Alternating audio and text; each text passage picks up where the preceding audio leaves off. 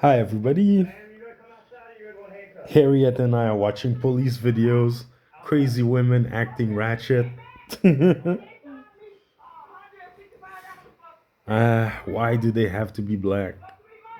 They can be white too. I'm not judging. I'm just saying.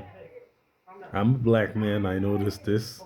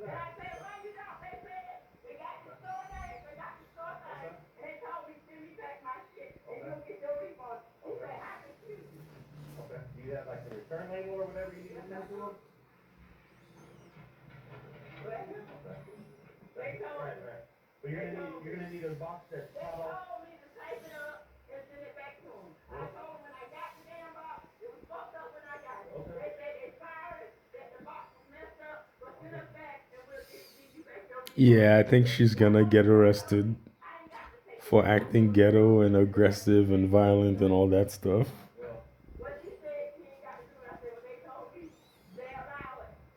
This is where stereotypes come from, people. Hey, I'm not with the respectability politics. I just believe that both men and women, black and white, should act right while in public. Peace.